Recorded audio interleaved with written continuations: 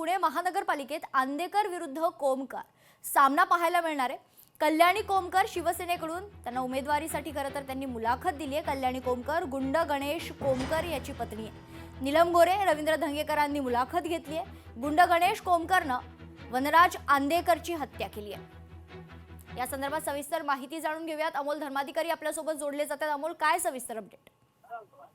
कल्याणी कोमकर यांनी जी शिवसेनेकडून मुलाखत दिलेली आहे 19 तारखेला शिवसेना भवनमध्ये जाऊन त्यांनी नीलम गोरे रवींद्र धंगेकर यांच्या समोर त्यांना उमेदवारी मिळावी यासाठी मुलाखत दिलेली आहे। स्वतः नीलम गोरे यांनी सुद्धा ही मुलाखत घेतलेली आहे।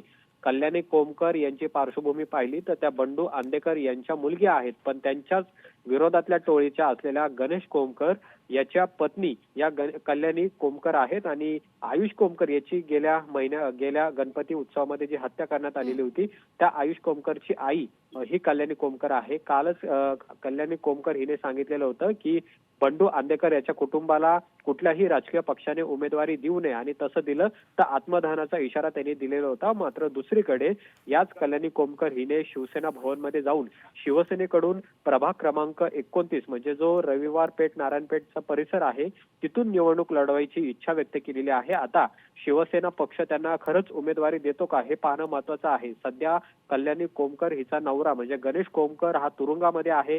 तिच्या मुलाची सुद्धा हत्या करण्यात आलेली आहे। अशा परिस्थितीमध्ये कल्याणी कोमकर हिला आता त्या भागातून नगरसेवक व्हायचंय। मुळामध्ये या संपूर्ण परिसरामध्ये आपण पाहिलं की आंदेकर आणि कोमकर कुटुंबाची मोठी दहशत आहे आणि तिथंच त्यांना आता नगरसेवक व्हायचंय। आणि दुसरीकडे राजकीय पक्षांकडून बंडू आंदेकर याची सून आणि त्यांचे नातेवाईक आहेत लक्ष्मी आंदेकर यांना सुद्धा निवडणुकीला उभं केलं जाणार आहे। अद्याप ते कोणत्या पक्षाकडून लढणार हे मात्र स्पष्ट नाहीये। कारागृहात असल्यानंतरही त्यांनी निवडणूक लढवण्याची तयारी सुरू केलेली आहे। असं असताना त्यांच्याच विरोधातल्या कल्याणी कोमकर यांनी मात्र एकनाथ शिंदे यांच्या शिवसेनेकडून लढण्याची इच्छा व्यक्त केलेली आहे आणि मुलाखतही त्यांनी नीलम गोरे यांच्या समोर दिलेली आहे। निश्चित धन्यवाद अमोल, आपण दिलेल्या सविस्तर माहितीसाठी।